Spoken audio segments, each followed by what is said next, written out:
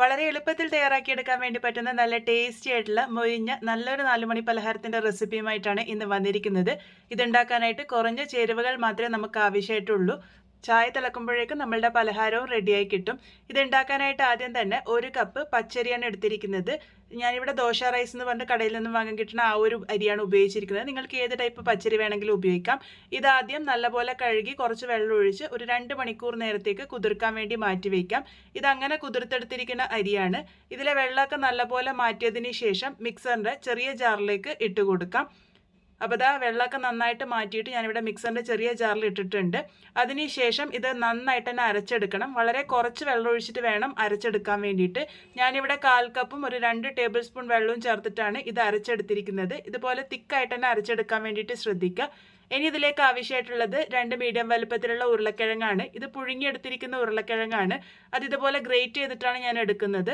ഇതുപോലെ ഗ്രേറ്റ് ചെയ്തെടുക്കണമെന്ന് നിർബന്ധമൊന്നുമില്ല. ഒട്ടും കട്ടകളില്ലാതിരിക്കാൻ വേണ്ടിയിട്ട് ശ്രദ്ധിച്ചാൽ മതി.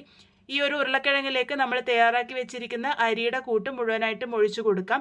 കൂടെ തന്നെ ഒരു മീഡിയം വലുപ്പത്തിലുള്ള സവാള ചെറുതായിട്ട് അരിഞ്ഞതും, ഒരു ചെറിയ കഷ്ണം ഇഞ്ചി ചെറുതായിട്ട് അരിഞ്ഞതും, ഒരു പച്ചമുളക് ചെറുതായിട്ട് അരിഞ്ഞതും, കുറച്ച് കറിവേപ്പില ചെറുതായിട്ട് അരിഞ്ഞതും ചേർത്തിട്ടുണ്ട്. ഇതിലേക്ക് ആവശ്യത്തിന് ഉപ്പ് ചേർത്ത് കൊടുക്കാം. ഇനി ഇതിലേക്ക് 1/2 ടീസ്പൂൺ ചില്ലി ഫ്ലേക്സ് ചേർത്തിട്ടുണ്ട്. കൂടെ തന്നെ 1/4 ടീസ്പൂൺ ചെറിയ ജീരകവും അതുപോലെ തന്നെ 1/4 ടീസ്പൂൺ കുരുമുളക് പൊടി കൂടെ ചേർത്തിട്ടുണ്ട്. നിങ്ങൾക്ക് ഈ ഒരു എരിവിനായിട്ട് പച്ചമുളക് മാത്രം വേണമെങ്കിലും ചേർക്കാവുന്നതാണ്. എല്ലാം കൂടെ നന്നായിട്ട് തന്നെ ഒന്ന് മിക്സ് ചെയ്തെടുക്കാം. ഇതിലേക്ക് ഇനി വേറെ വെള്ളമൊന്നും ചേർക്കേണ്ട ആവശ്യമില്ല. ഈ ഒരു രീതിക്ക് കുഴഞ്ഞ കൂട്ടാണ് നമുക്ക് ആവശ്യമായിട്ടുള്ളത്. ഇതുപോലെ നന്നായിട്ട് മിക്സ് ചെയ്തെടുത്തതിന് ശേഷം ഇതിലേക്ക് ഏറ്റവും അവസാനമായിട്ട് 1/4 ടീസ്പൂൺ ബേക്കിംഗ് സോഡ കൂടെ ചേർക്കുന്നുണ്ട്.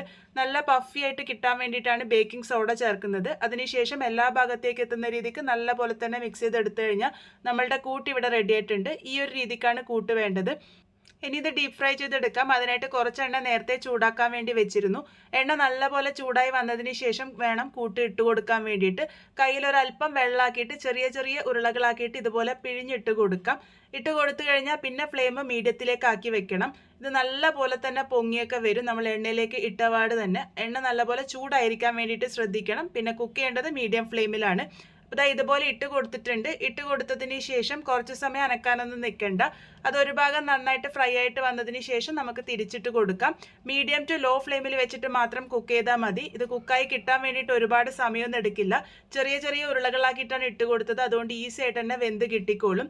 നല്ല പെർഫെക്റ്റ് ആയിട്ട് തന്നെ നമ്മളുടെ പലഹാരം ഇവിടെ റെഡിയായി കിട്ടിയിട്ടുണ്ട്. പുറമേ നല്ല മൊരിഞ്ഞിരിക്കും, ഉള്ളിൽ സോഫ്റ്റ് ആയിട്ടാണ് ഉണ്ടാകുക. ചായ തിളക്കുമ്പോഴേക്കും റെഡിയാകും എന്ന് പറഞ്ഞത് ഇതിന്റെ കുക്കിംഗ് ടൈം ആട്ടോ. എന്തായാലും ട്രൈ ചെയ്ത് ഫീഡ്ബാക്സ് ഒക്കെ പറയാൻ വേണ്ടി മറക്കരുത്.